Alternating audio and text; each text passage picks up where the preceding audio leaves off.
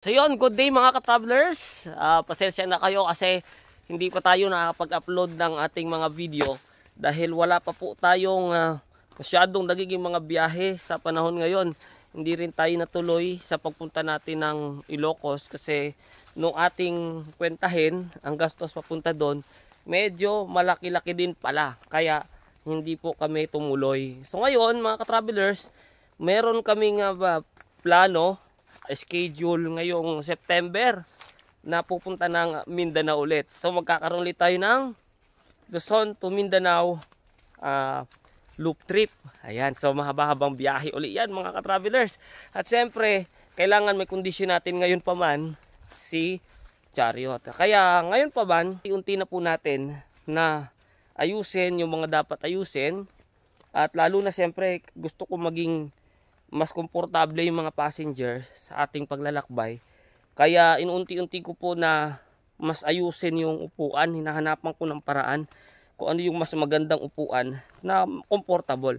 Lalo na at meron kaming i-reveal sa inyo ngayon at hindi pa 100% sure. Pero punta kami bayan ngayon para malaman natin kung ano yun. Kung blessing o wala na dumating sa atin. Kaya malalaman natin ito mga ka-travelers. At siyempre, kung magkakataon na talagang may blessing na ibinigay ang Diyos sa atin, ay kailangan komportable ang magiging upuan ni Mami sa paglalakbay. Siyempre, para hindi po maapektuhan. Ayan. So siguro meron na kayong idea. Pero siyempre, alamin muna natin to. Punta muna kami sa bayan, pagpapacheck up kami para malaman namin kung sure na ba talaga to. At the same time, bibili na rin po tayo ng pintura na gagamitin natin para mapinturahan na natin yung Chariot natin ngayon. Yes mga ka-travelers, pupunta kami bayan ngayon. Mayroon kaming gustong malaman. Malaman namin kung totoo ba o hindi talaga. Ayan. Anong pakiramdam mo, darling? Wala. Baby. Anong pakiramdam? Ikaw, Josiah? Baby. Baby? Ikaw, Ines? Baby. Baby din? Wow!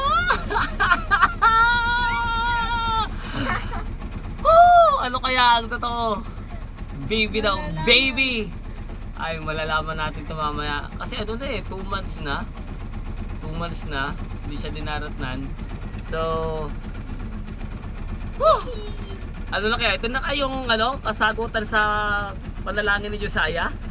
Si Josiah kasi nagpe-pray yan eh. May problema daw siya. Problema niya ay gusto niya magkaroon ng kapatid. Gusto daw niya ng baby.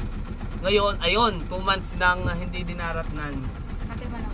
Kaya abangan nyo mga ka-travelers ang ating revelation mamaya. So yan, nandito na kami guys. Dito kami sa baba ka dyan. Baba na. So dito kami sa ayan, Yasmin Birthing Clinic. Tingnan natin kung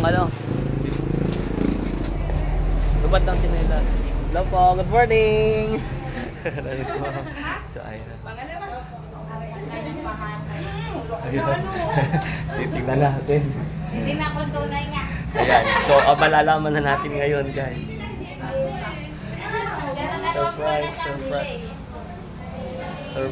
Surprise. Ayan. So, yun po si Ma'am Mercy. Po tayo dito. Dito, napakaganda dito kasi mabait dito ang mga staff at saka yung may-ari mismo. Maganda dito. Si Faith dito kasi yung kapatid ko. Lahat din na si Oo, tapos yung pinsan ko dito din. Kaya trusted na namin to dito eh. Ngayon, si Mami, first time. Kasi si Josiah dati, sa Palawan yon.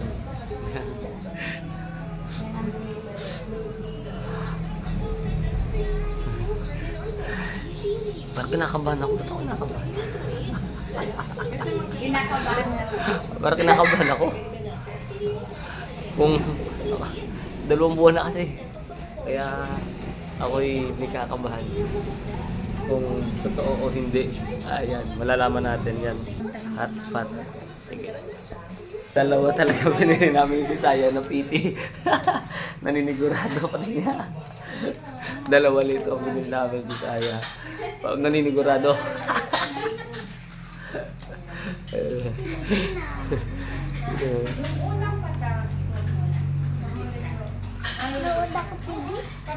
Patak mo na yung unang Yan. Huwag isang baso ha. Konti lang.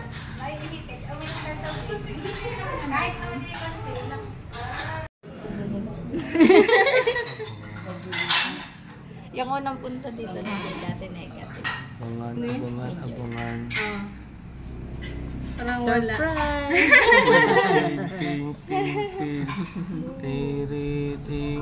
Parang wala. Ay, meron. May guhit na agad. Kita na.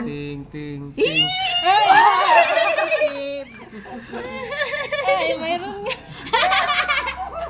Ay, yung imo. Tapon mo na lang. May Flash mo laman na. pala. Ayan.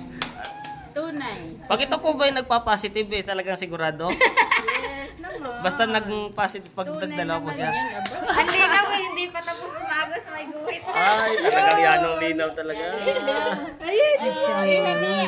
Ate, Hindi yan. Doon na lang sa...